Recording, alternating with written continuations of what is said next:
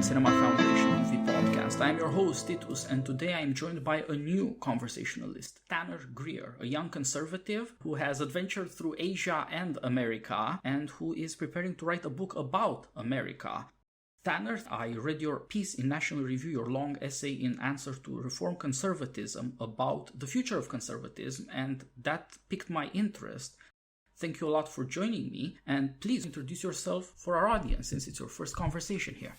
Well, thank you for having me on the podcast. My name is Tanner Greer, like you said, and some of you might know me as a writer, kind of on Twitter. I got a lot of followers or whatever. I have a blog called The Scholar Stage, and then I pop up in a lot of different magazines. A lot of the last 5 years I've spent in Asia, China, Taiwan, and I've written a lot about defense and politics issues out there. But I've also written pieces for the standard slew of American conservative magazines, American Conservative, Weekly Standard, National Review, on conservative politics and America's heritage. And that's kind of what I'm doing now. I came back from China in December, traveled across the United States to get to DC, where I was given a fellowship to write a book about America's history from 2003 to 2020. So that's me in a nutshell. Well, you told me that you're not even 30 yet. That's quite a lot to have done running around and to have seen and written about. So it's, I think, a surprise for my audience and certainly a delight for me. I was especially glad to hear about your experience in China. And if we have another chance, it'll be lovely to do a conversation about that. But for now, your current topic and the interesting things you have to say from your journeys and conversations with young conservatives about beliefs and the expectations, the fears and the hopes of young conservatives. Tell me first of all about your essay in National Review and the lessons of 2016. So the essay was titled Learning the Wrong Lessons from Reform Conservatism. It's actually something I've been thinking about for quite a while, but National Review gave me a chance to write a response to an article they had published about 2 weeks before by Yuval Levin and Ramesh. I don't know how you pronounce his last name exactly. Panaru? Maybe just call him Ramesh. They are standard bearers for a group of conservative thinkers who were called the Reform Conservatives or PoMoCons.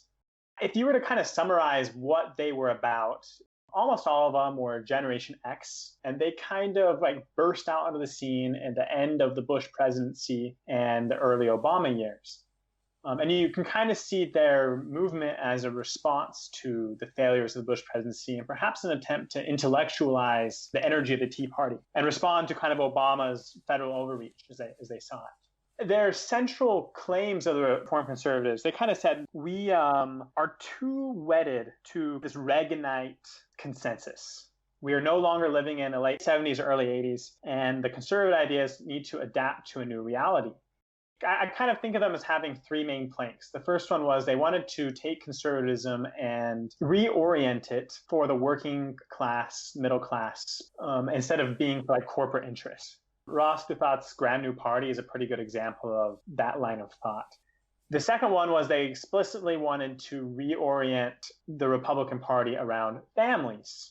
They wanted to incentivize the creation of families, help people have families. Like one of their signature policies was child tax credits, this idea that you should basically reward families financially for having kids through the tax policy. And the insight behind that was that actually the main standard bearers for Republicans was married couples. And then, being married and having kids is key to being a joyful human being. So they want to incentivize it.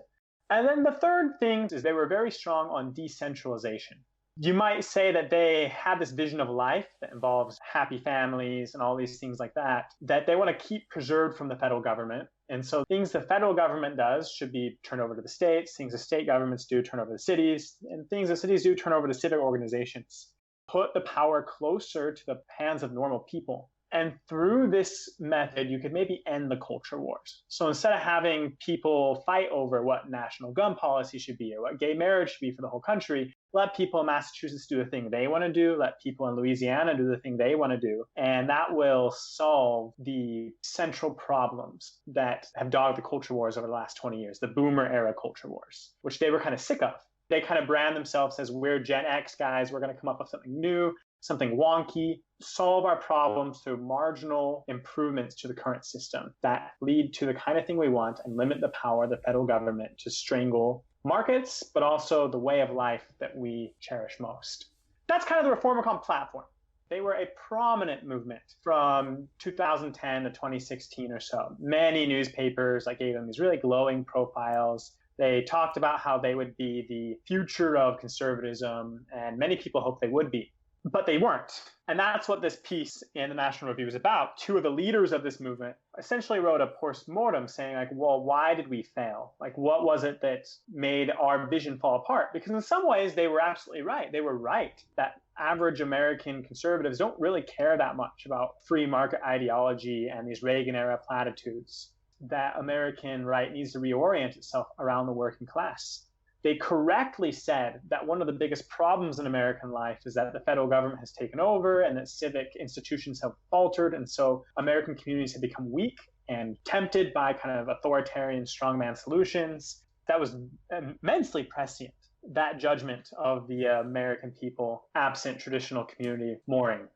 But even though they were so right about kind of predicting the state we would be in, as a group of people, they fell apart and they're kind of irrelevant in the current moment. And so the question is, why? What happened to them? And they haven't answered that question, and that answer is very different from my answer. And my answer has implications beyond just the Reformicons, but for conservatism as a whole. Yeah, I think you're right. Reform conservatism was supposed to be the young, humane, smart, expert, institutional wing of the conservative movement. They, like so many other young conservatives, went from reading National Review and things like that to college, to getting internships at think tanks and becoming involved in DC and the world of movement conservatism. And from inside, they wanted to reform it, precisely because they thought that George W. Bush was not either fulfilling his mandate or helping conservatism out, and that conservatism had become too much of a cloak for policies and for politics that were suicidal. As you said, the party and its intellectuals had lost sight of who their electorate actually was and how they should treat those people. What is it that they have to offer and how can they be persuasive? And instead of triumphing when the entire party establishment was wiped out in 2016, they were wiped out alongside it, which points for loyalty. First of all, they didn't turn around and say, we told you so all these years, you didn't listen, now go to hell. Loyalty is admirable. But on the other hand, it's remarkable that people who were, as you said, so prescient were so ineffective, so little able to accomplish anything when so much should have been persuasive, possible, both to their credit and to the public good. That's what's indeed so strange and mysterious about reform conservatism. Ross Douthat, in a column for the New York Times, up and said that Donald Trump is just the evil twin of reform conservatism. He ran with their concerns, the first man to be willing to champion that electorate. Nevertheless, he wouldn't come to any good, and, of course, neither would they. This is a very strange situation to be in, and you have some ideas about why it is that these people are not persuasive to young conservatism and cannot grow the conservative movement or even come to influence it. Yes. So one other thing that probably should be emphasized about the Reformicons, because my explanation of what they believed in focused on, I guess, their beliefs, but not on their style, which I actually think is an important part of the story. The Reformicons at their base were wonks. It's probably 10 guys and 2 women who all knew each other. They were a DC clique. They had this belief that political and cultural, ideological change happens through kind of a capture at the top. Think tankers, staffers on the Hill, and then a few writers who more or less said, we can kind of intellectually come up with these solutions, influence key lawmakers, and they were really influential people like Paul Ryan. Then we will institute this victory in a top-down fashion. And they believed really, really strongly in being very policy-oriented and being very detailed. The first major publication was essentially this very, very wonkish how to fix things on the margin through taxes, through credits, through all little small things that they could do to make the world a little bit more the one they wanted it to be. They were the opposite of revolutionaries. They were very big on trying to be politically realistic, which is laudable, but I think it helps explain part of the reaction against them. Now, to understand what I think they did wrong, maybe a good place to start is with their own explanation, Yuval Levin and Ramesh Ponnur's explanation. And they basically say the answer is Donald Trump. They give two reasons for that, one of them more sophisticated than the other. The very simple Donald Trump reason is that the Reformicons themselves were split and divided by Donald Trump. Some of them thought he was a terrible person who could never be supported, never Trumpers. Other ones were very much on the side of we need to seize this moment and use it whether or not we like or dislike Trump. And some of them like Trump perfectly fine. And so that caused a fracture in the movement. And when the movement's 10 people, that kind of fracture has a big impact. But they had a more sophisticated point that they make in their piece, that Trump puts conservatives in a very interesting position because he's not very ideological himself. He doesn't really stand for anything. He stands against some things. And there's certain things like, say, trade war that are very associated with Trump's approach. But he doesn't stick to ideology in the way that, say, George Bush with his compassionate conservatism might have. At the same time, the Republican Congress was a terrible Congress. They were not able to do anything. They weren't able to pass healthcare. They weren't able to really make a legislative agenda. And so this puts conservative intellectuals in a kind of interesting position. When the Democrats are in charge, they have a very focused goal, which is to stop the Democrats from doing whatever the Democrats really want to do. And that provides them focus, this need to respond to an enemy. Whereas when a competent president and Congress is in power, the Republican intellectuals' energy can be spent on figuring out actual solutions for actual problems. The Reformicons would love that because they're wonks and they want to be spending their effort and their energy on kind of wonky details, finding solutions, implementing them. And the current environment doesn't have any of that. The current environment is an immense Republican civil war between 6 or 7 different factions who are fighting for the future of the conservative movement. And they kind of say this is because of this current environment we're in, where we essentially can't pass anything and we're led by somebody who doesn't have any ideology. So we're still arguing over what he really should represent. We're still arguing over what Trump should mean for the future. And this has cracked deep philosophical divides that wouldn't be relevant if we were in the mode of just like passing bills. But since we're not, all we can really do is kind of fight each other, and that destroyed our movement. Yeah, I think you're right that the style and the ideas and their analysis are all connected, and we could summarize it this way. They hoped that we could keep politics to the level of means, not ends. They thought that since they have the best means, the most expertise, and a reasonableness about themselves, a willingness to be institutional and to institutionalize their politics, then they should be trustworthy, but in being trustworthy, actually have influence. In a situation, however, where politics descends to a disagreement about the ends to be pursued, not simply about effectiveness, then even prudential questions are far more sophisticated, since they start involving ideas like maybe it's better to lose now and win later. Maybe it's better to do very risky things now than to play it safe. All of a sudden, caution is no longer the watchword.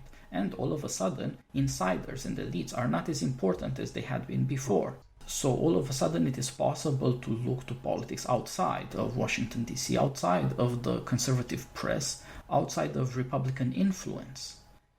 Yeah, I don't think the Reformicons themselves sort of said that ends don't matter. But there was, I think, a level of compromise built into their system. Like when you basically say Louisiana can do its thing while Massachusetts does its thing, that is kind of saying that, okay, we are okay with multiple ends being pursued by different actors.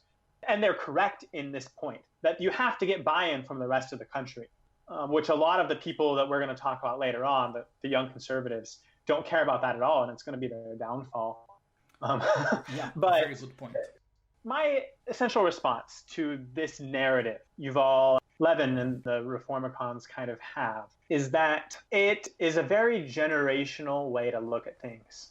If Levin and company made their name by attacking the boomers for being out of touch, I kind of take the similar critique against them. Because as I've gone across the country and talked to these different conservatives, people who are in Silicon Valley, people who are staffing on the Hill, whoever, I've realized that for them, Trump really is not the defining political event of their short lives. Trump is also not the main event which their personal philosophies are a response to, which is very different from, I think, the people who are boomers or Gen X. Like their model of politics right now is very much Trump and response to it. But for younger people, Trump is not really the game changer. And I suspect even if Trump had not been there, the Reformicons would have had the same problems and the conservatives would have had a very similar split. If Trump died tomorrow and Pence took over, for example, I don't think this would be solved, even though Pence would likely be a more competent policy person. And the reason for that is that if you talk to young conservatives, what they are most concerned about is the Great Awakening. I didn't invent that phrase. It's been around for a long time. Most people who think they invented that phrase didn't either. But the idea of the Great Awakening is around 2014 or so, there was a sea of change in opinion on racial issues, sexual issues, kind of anything involving social justice writ large. The way people thought about this changed immensely. And there's lots of funny ways you can measure this. People have looked at, say, the New York Times, the number of times they use phrases like structural racism, cisgender, that kind of thing, intersectionality. Yeah, white privilege. I've seen some fairly good things written by like leftists to talk about when in the media this became a big thing, when people started singing about this. The core ideas have been around for quite a long time. Most of them were pioneered by academics 2 decades ago. They kind of infiltrated Tumblr and a lot of online leftist communities in the late aughts.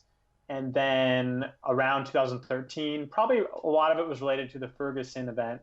Around that time, a lot of these ideas really went mainstream and they kind of took over many left spaces where they're now the default language and the default way of thinking about things in places like Silicon Valley, in academia, in newsrooms across the country, especially for anybody who's, say, under the age of 40. I think a lot of the old boomers in those places are really not quite with that. They're more traditional liberals in a sense, but they've kind of been swallowed up in this new world where social justice ideology kind of provides its own theology, provides its own, version of salvation, guilt, who is good, who is bad, its own version of evil, its own version of heaven and utopia that we should all be aiming for.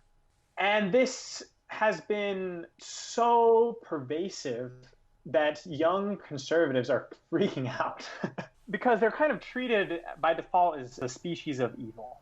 And there's a lot of worry about what they might be in the future. This victory, the victory of the social justice things, didn't really come through the government, though the government played a part, especially with Title IX stuff, but mostly came through the old-fashioned way of cultural change, through movies, YouTube videos, through op-eds, essays, class syllabi, through HR codes. And this is what young conservatives are responding to. What bothers them is not so much the federal government is going to come and destroy me, although when the next leftist takes power, they might get more worried about that. And remember, that's what the Reformicons were upset about, is Obama is extending the federal government's reach into parts of life that it hasn't been before. But for the young conservatives, what really matters to them most is not how do I respond to an overreaching federal government to preserve my way of life, but what should my way of life be in the first place? In the face of this assault on kind of all traditional things, how do we respond to that? How do I fight back against this outside of government? And that's the key mooring that all of the various things that are popular among young conservatives share, is this idea that really the culture wars are over, we lost them, now what do we do? And the Reformicons don't have an answer to that. They explicitly try to avoid that topic. Yeah, I think that's a very good point.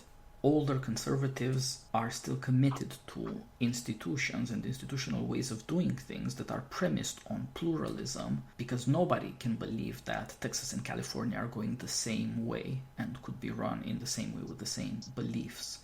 You have to make allowance for all the difficulties and all the distinctions, for all the interests and all the factions in a nation of 300 plus million people.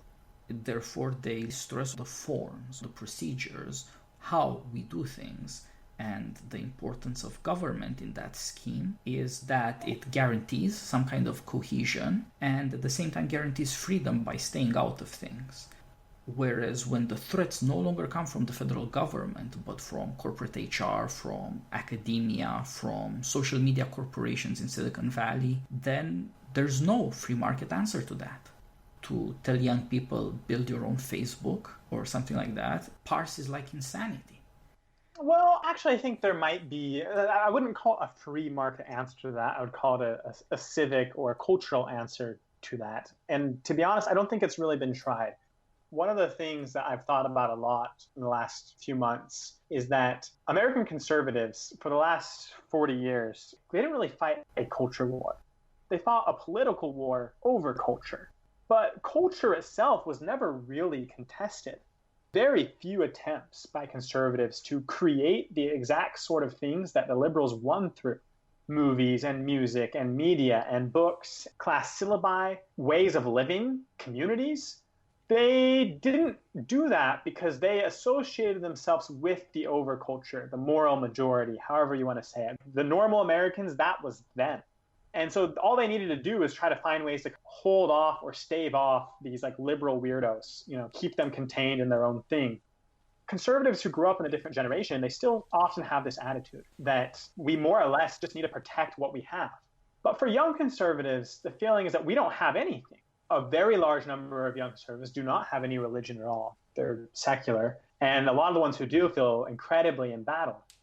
Belief in the old civic national story of America, of American freedoms and American liberalism, is at an all-time low on both sides, like left and right. Young people were never taught this, and they were taught the flaws in it. Its national myth doesn't really hold. The Reagan myth doesn't hold. And then they live in these communities, which the Reformicons particularly saw.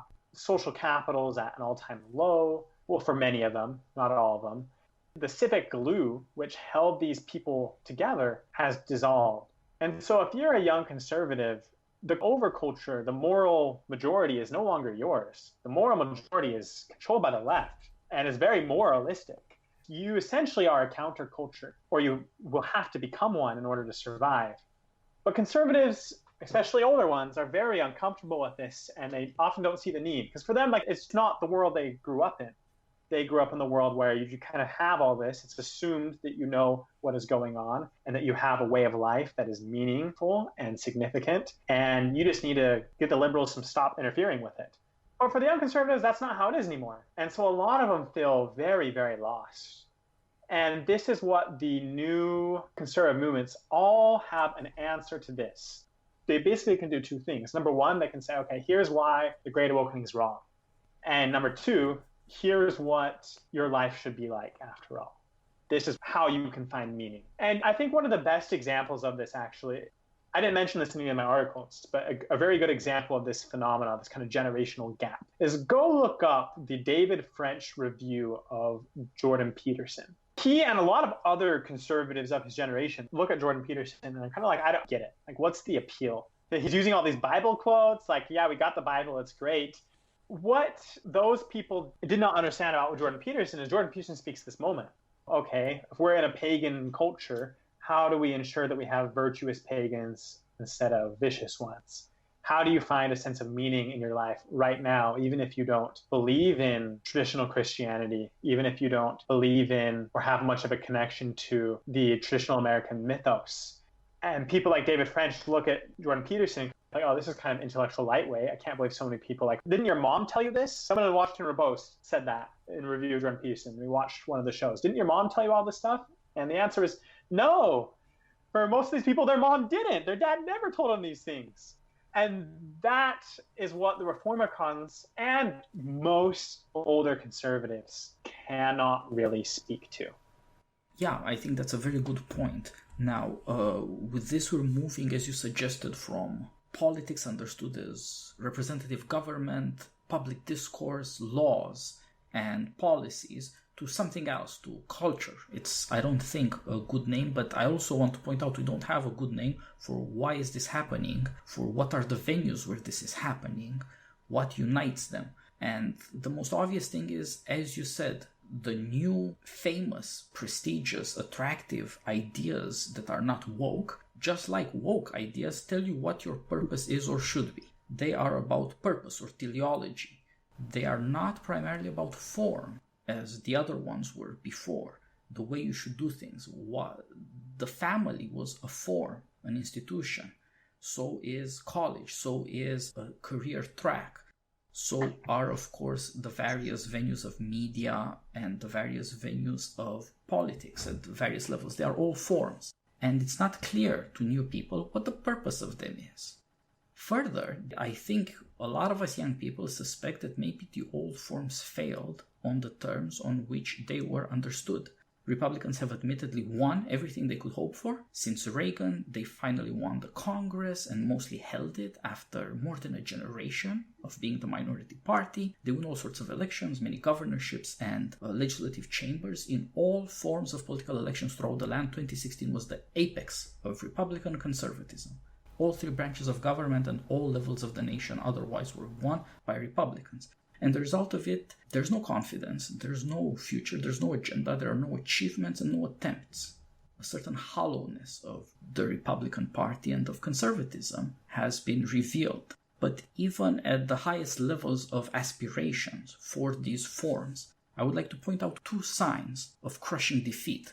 One of them has to do with Reagan, who in his farewell address, these are always regretful addresses, they are testaments to the fact that the second terms of American presidents are failures, and they are worried for their country. In his farewell address, he says that, he was 2 for 3. He dealt with the economy, he dealt with the Cold War, great and urgent, but he failed to restore patriotism. And now I think it's obvious that that was the most important thing, and he failed at it. And America, in a way, failed at it, or the Republicans wanted to restore it. The other thing I want to point to is Obergefell. Republicans and conservatism were in communion throughout modern times, since the 50s, on the fact that the family is the most important thing in society. It's how you define society. It's about the family. Turns out that they do not define what a family is because they do not define what marriage is. For all their fights and for all their political victories, at the end of it all, it was liberals, it was progressives that defined what is the family, what is marriage. That, I think, points to what you were saying. Progressives did not fight the war at the level of elections as they did fight it at the level of the very definitions that are foundational. Marriage is a form, family is a form, but what form it is counts. And since now the forms are redefined by liberal progressives, they in a sense own the culture, and as you say, that puts everybody who is not woke in the countercultural position. Yeah. And I think there are important implications that come from that a lot of the young conservatives, when I say young conservatives, many of the standard bearers for these movements are not millennials or Zoomers, but their followers tend to be. So take, Adrian Vermeule at Harvard. He's not a millennial, not even close. But if you see his fan base, it's like strongly young people. Yeah, traditional Catholics who want the state to run social morality and want political power where they have lost cultural influence. For our audience, we should say Adrian Vermeule is a distinguished law professor at Harvard and a great internet troll on Twitter. And in between, he is the poster man for integralism, for a kind of Catholic morality that harkens back to ultramontanism in the 19th century. It's impressive in certain ways, but also doomed to irrelevance, as you suggest in your various pieces on the new conservative movements as well, since not even most Catholics like this idea. Right, but I think it's important to understand where the appeal of the integralist vision comes from.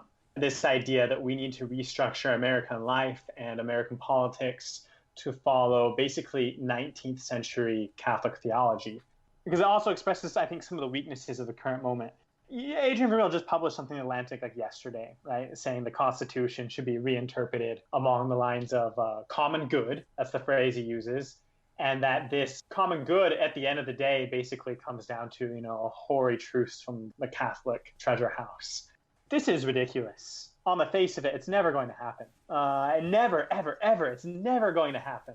And anyone who thinks about it slightly logically realizes this. American Catholics are a minority of the entire population, though they're a large portion of the religious, and only a minority of those are Catholic integralists. And that if you actually did promote some kind of common good version of the Constitution, the people who are actually going to win are the leftists because they're the people who define the common good at this current moment. And so, why is this, so what the heck's going on? Why even promote these ideas? And my answer to that question is that it's not really about politics at the governmental level. And it's not really about changing policy. This is almost a conservative version of virtue signaling, where what the tradcasts are signaling is that we believe in a good. We know there is a good. We believe in it. We defend it. This good is so important that I am willing to go out onto a crazy limb and make this stupid, crazy argument that the United States should take its constitution and reformat itself along the lines of traditional Catholic thought because it's that important. That is the good. And for young people who feel starved and hungry for a good, for a vision of life, that kind of confidence, that boldness is really, really attractive. And the Catholic integralists, they don't just have a story of what constitution should be, they have a story of, well, what you should be as a man or as a woman, and what men and women together should be, what families should be, what communities should be, and all the way up to, God and humanity. And that comprehensive vision and the willingness to go out on a limb and suffer ridicule and kind of look extreme is what makes that such an attractive vision to so many intellectual conservatives. And I think that's true for most of the movements that young conservatives had appealed to. And there's lots of different versions, right? There's kind of like the Peter Thiel-esque futurist group of people. You have, I would say, the Jordan Peterson, IDW sort of people. You have the Bronze Age mindset, frog Twitter people. Yeah, you have a whole bunch of different little groups. And this is almost what unites them, is that they have totalizing views of what life should be like. Yeah, I think you're right. And as you said, it's because the Reform conservatives were so right as neoconservatives had been in the 60s about the social problem in America. We say that America is based on families, but family has been wiped out. Marriage is barely, if at all, the dominant, the majority form of life for adults in America.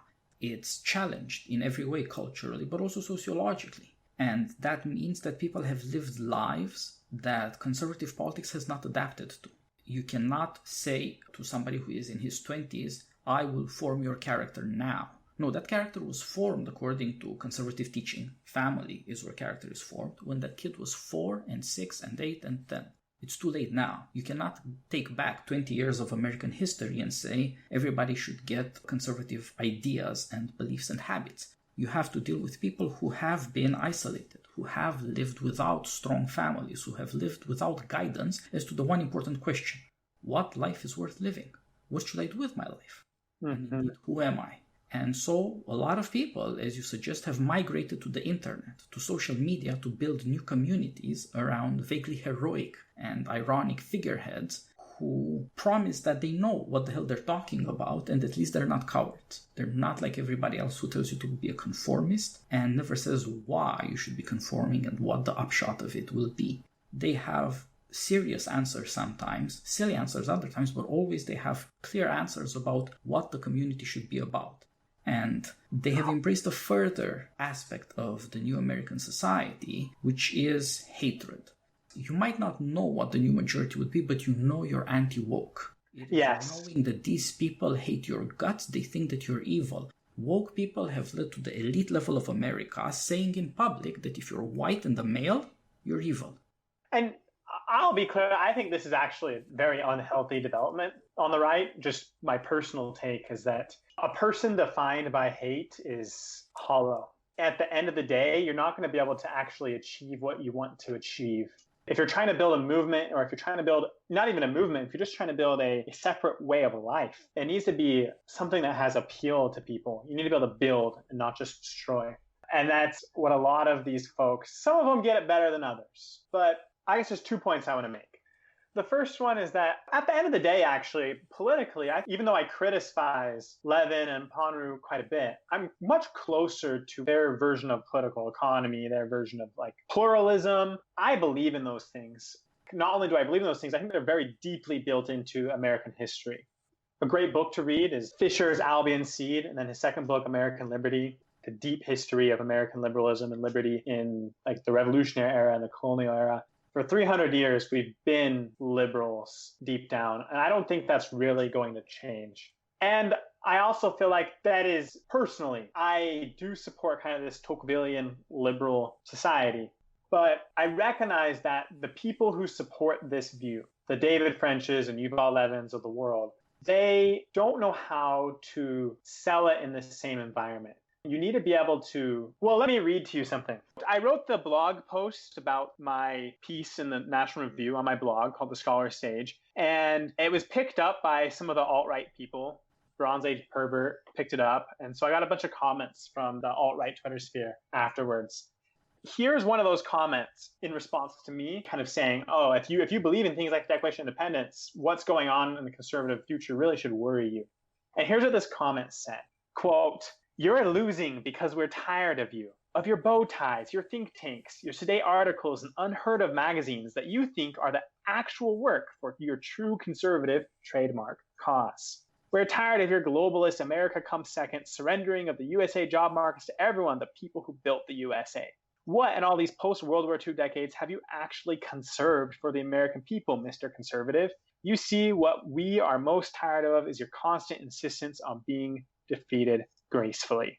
Some of us are not afraid of the names the left will call us. Some of us want to win. Meanwhile, it's the moderates who attack their own side. Stop punching right, get out of our way." And that's the response that they have to people like Levin and French. And I'm kind of implicated in myself because I don't support frog Twitter semi-fascism. But this critique that's being said here, it isn't really a political critique. It's an aesthetic critique. What does he say? We're tired of your bow ties. They're tired of the style and the sterility of existing American right. And so if you are a person like me who says that, oh, actually, the Declaration of Independence is a good thing, I believe it is, then you have to be able to defend it without bow ties. You need to be able to defend it in a way that shows this is the kind of life that liberalism might allow a person. This is the kind of manliness, because that's a big concern of all this, that is allowed in this system. It's not all demure think tankers who can't stand up for what they believe in or get a date. Yeah, I think you're right. Manliness is a big problem. It ties all things together. The insight of the new movements is that politics is more about anger than any other passion. You might not know who you are, you might not know what to do with your life, but the moment somebody treats you like dirt, somebody attacks you, then you will know who you are. You will know you are this person in danger, humiliated. That angry impulse to defend yourself, to assert yourself, that is the origin of manliness, and it is also the origin of justice. It is unique, and it is something that conservatives, for all their academic learning in the last 2 generations, have studiously forgotten. You know the beautiful by the beautiful. This is the ancient teaching. A beautiful horse, a beautiful woman, a beautiful day. That's how you know the beautiful. But you only know the just by the unjust. You go about your day and nothing bad happens. You don't say to yourself, thank God for justice. You don't say everybody acted with justice on the roads, in the shops, at work, the various things you did. But let one guy cut you off in traffic. Let some corporation shortchange you or offer you bad service. All of a sudden, you become furious, angry. Over what? Over chump change? Over a minor inconvenience? No, over your dignity. Anger reminds you that you have certain rights. You can't do this to me. I have my rights. Who do you think you are? What do you take me for? These are the claims of anger that build up justice, and they all come out of injustice. And conservatism is not able to speak to that. And they are manly concerns because, let's face it, the enemies of the woke are young white males. Those are the chosen targets of the woke, and there's no going around it because nobody, polite or impolite, beautiful or debased, can stop the woke from behaving the way they do, from acting the way they do, from speaking the way they do on and offline. And so something has to be done, and people have decided to take it into their hands.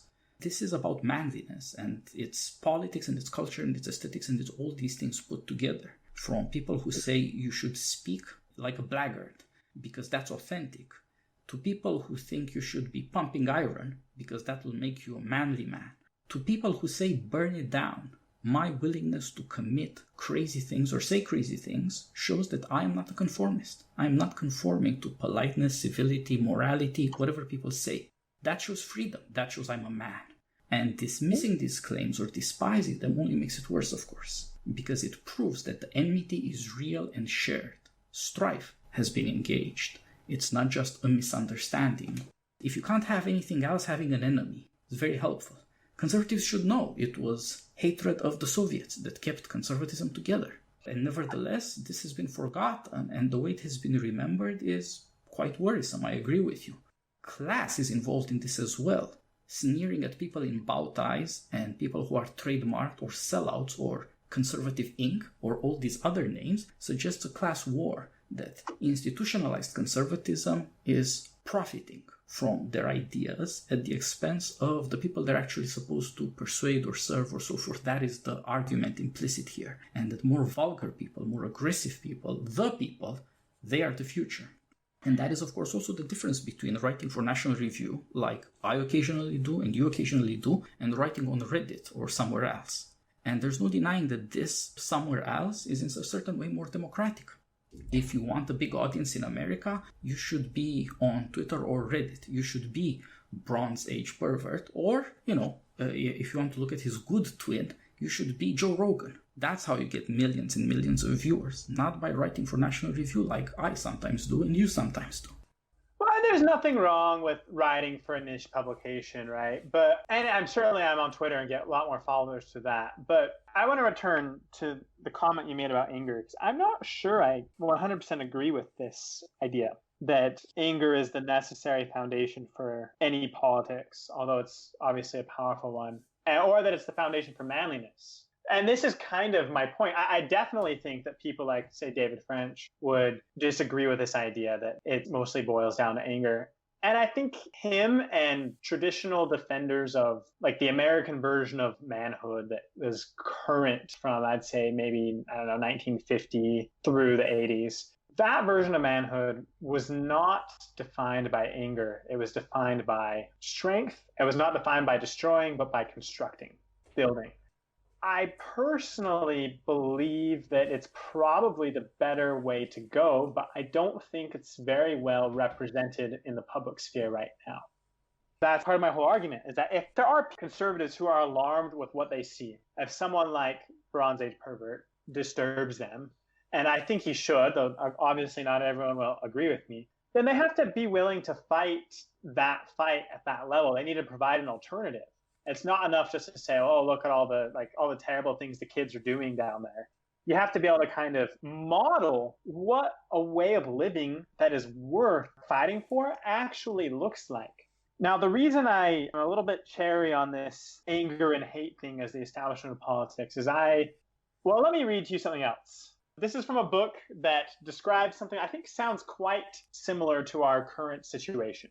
This passage is going to talk about the bourgeoisie, but if you replace the bourgeoisie with the top 20% liberal America, then you'll kind of see some similarities. Quote, since the bourgeoisie claimed to be the guardian of liberal tradition and confounded all moral issues by parading publicly virtues which it not only did not possess in private and business life, but actually held in contempt, it seemed revolutionary to admit cruelty, disregard of human values, and general amorality, because this at least destroyed the duplicity upon which the existing society seemed to rest.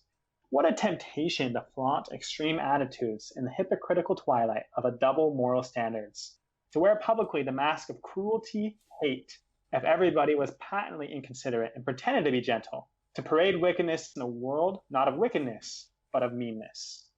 That was Hannah Arendt in The Origins of Totalitarianism, describing German intellectuals in the 1920s, who were enemies to what she describes as respectability politics. I look at a lot of the current right, the upcoming right, and see the same pattern where people know that the respectability politics of the credentialed classes is fake, that they defend a liberal tradition in name but not in reality. And so they go for the extreme. They go for attacks on traditional values, things like freedom or tolerance or gentility, which the current credentialed class says they embody, but actually are lying and do not embody at all. Those people in the 20s, they were very much motivated by the politics of hate and cruelty and meanness. I worry that we are getting very close to the same temptation, which is why I wrote that piece for the National Review instead of some other magazine, because I want readers of that magazine who maybe are not against things like freedom and toleration and gentility to realize how much their current position and their current way of arguing and their current way of like their mannerisms to an extent are endangering the future of values which I think are important to conservatism and to the American people. I think you're right. I think we really are in a dangerous social and political moment. I don't think that is going to end up as Europe did in the 20s. I know it's a very attractive view, partly because Americans like to look at Europe. It flatters them to think that they're sort of like we are. But I think it's also because it's such a big thing. It's noticeable. I think the parallel is faulty, but I do believe that at a certain level of character, at the basics of modern politics, there are certain similarities because Americans got their liberalism from Europe. Indeed, many other opinions. This is why I wanted to have you on the podcast, and this is why we do the Postmodern Conservative series. My mentor, Peter Lawler, defined postmodern conservatism as a conservatism that conserves modernity because there's so much that is good in modernity, but also sees its faults and failures and looks for pre-modern resources that could help where we are weak. As Tocqueville famously said that higher education should add to what Americans already have, those things they do not have, ancient possessions that have been lost. I also agree with you that things like style matter a lot, how you address people, how you understand them in their situation. I would say that America is not like Europe in the 20s or elsewhere because Americans are far more egalitarian and they have a tradition of freedom. Americans do not understand that about themselves always, and so make this mistake comparing themselves with Europe. But France did not have a long tradition of freedom, and it had a pretty short tradition of equality. So also Germany and other countries that succumbed to tyranny. Tyrannies that were emphatically inegalitarian, which was also kind of a welcome reminder. It's the way it had been. After all these tyrannies came after the supposedly civilized empires made the worst bloodbath in history. America is not that sort of place. Right. And, to be fair, she's also talking about people who are reacting immediately to the consequences of the First World War. Exactly. Which America has not had anything comparable to. I have a lot of optimism about America, but I see in people like BAP this same strain of we are going to attack respectability, and with it, because respectability is so ingrained now with this social justice progressivism, that it becomes the enemy. And there's not enough thought on what we're going to build instead. And so that's a lot of my challenge to conservatives, old and young, to think a lot more about, number one, what we want to build, and number two, how we can communicate that through culture and not just through politics. It's not enough just to win elections and then try to impose it from the top down. That's hollow. It doesn't work. And when you lose the next election, it's all gone. We need to be ready to fight maybe a battle that might take several generations. It's how long it took the leftists to take control, to go from counterculture to overculture. We might be in the same position. This might be a 30-year fight, but it's time for us to take the cultural fight seriously, or as seriously as we have the political fight. And hopefully donors and other things like that can start thinking along the same lines. And I guess that's kind of my takeaway for the moment. What matters in the future will be our ability to conceptualize different ways of life and different ways of building something worthwhile. Communities, families, individuals that has an appeal separate from just what we hate. And if we can do that in the way the left successfully did from the 1960s forward, we might have hope. And I think this is an exciting project to engage in. It's just convincing conservatives that this is the project that we actually face. I completely agree. This is why I run a foundation that deals with cinema and the arts rather than write about politics, which is such a futile business. Why I look for conversationalists on Twitter rather than on TV or in the press. I am glad to see there are other young conservatives who think similar thoughts, even if we come from very different ways of life and look at things differently too. It's, I think, some evidence that a lot of other thoughtful people also see the same problem or a similar problem, and we're trying to come to grasp it so that we formulate it adequately and figure out what solutions we have. For example, I would urge you to distinguish anger from cruelty and hatred. And indeed, it's what we all have in common. Even nice guys like David French can be humiliated and become indignant, like he did in his debates with Sohrab Ahmari, who trolled him about his manliness. Because if you don't fight back, you're a pussy. Right. And Well, the so even he trolling had is to. exactly it. Like that's, I think, my biggest critique of young conservatism at the moment is so much of it is just trolling. Yeah, yes, it And is. so little of it is concerned with building. And you're right. Like there's a moment in the Odyssey where Odysseus tells the Telemachus, like now is the time to be angry. And that's what you need to know is when it's good to be angry and when it's not. But if we don't have a positive good that's worth striving for beyond just being angry about, I don't think it'll be enough. You need both. So that's one lesson you learn indeed from stories that go back to Homer, that to understand yourself, you have to understand your fundamental conflict. And that is going to be tied up with anger and suffering and fear, but is the only way through to whatever reconciliation or happiness you can achieve. Anger is a teacher and a test.